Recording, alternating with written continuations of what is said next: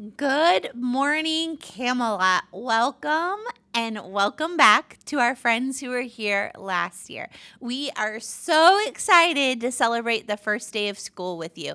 You have an amazing teacher who you've probably already seen. They know a lot and they're going to show you a lot today to make sure that you have the best experience here at Camelot. Please be sure to follow all of their rules, especially about safety and about the rules when we're in the hallways or in the cafeteria.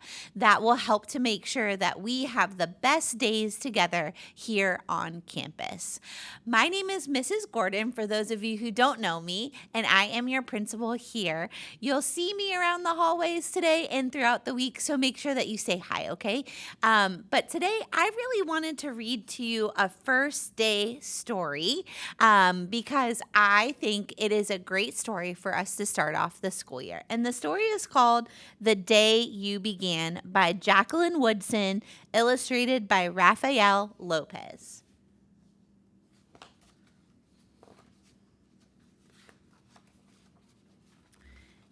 There will be times when you walk into a room and no one there is quite like you.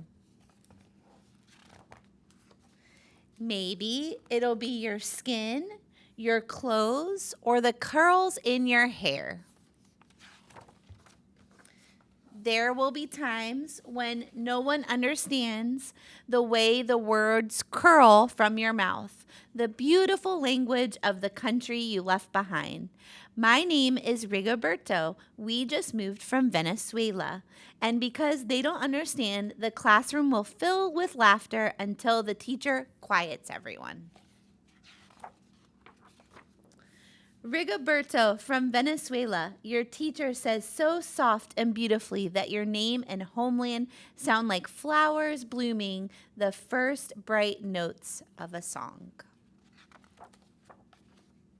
There will be times when the words don't come. Your own voice, once huge, now smaller. When the teacher asks, "What did you do last summer?" Tell the class your story. "We went to France," Shayla says. "These shells came from a beach in Maine." A boy named Jonathan holds out a jar filled with tiny shells so fragile they look like they'll turn to dust in your own untraveled hands. "My whole family went to India, Spain, South Carolina, each souvenir a small triumph of a journey. Their travels go on and on." And as you stand in front of that room, you can only remember how the heat waved as it lifted off the curb and your days spent at home caring for your little sister who made you laugh out loud and hugged you hard at nap time.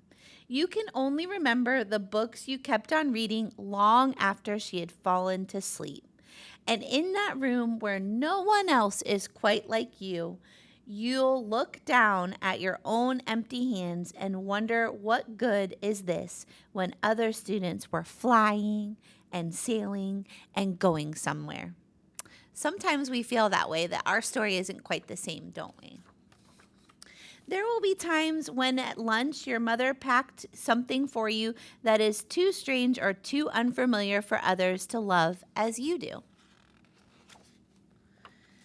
When even your own friend Nadia will wrinkle her nose and say, "What's in there anyway?" And you'll wonder how she doesn't see the rice beneath the meat in kimchi. You'll wonder why she doesn't remember that rice is the most popular food in the world. There will be times when the climbing bars are too high, the run is too fast and far, the game isn't one you can ever really play. "I don't want him on our team." You can watch. Maybe you can have a turn later. How do you think they feel?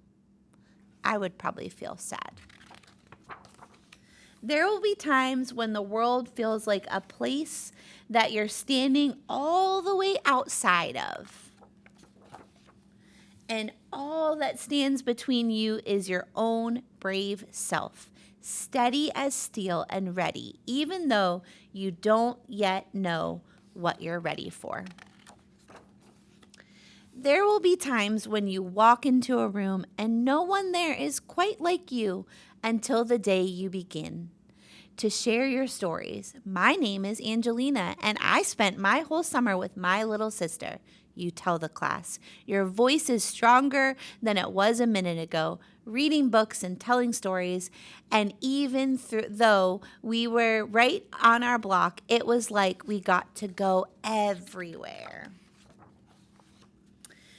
Your name is like my sister's, Rigoberto says. Her name is Angelina, too. And all at once, in the room where no one else is quite like you, the world opens itself up a little wider to make space for you. This is the day you begin to find the places inside your laughter and your lunches, your books, your travel, and your stories. When every new friend has something a little like you and something else so fabulously not quite like you at all. So my challenge, boys and girls, is to find things that you have in common with your friends. Make new friends while you also see your old ones so that everyone finds their place here at Camelot this year. Make it a great first day.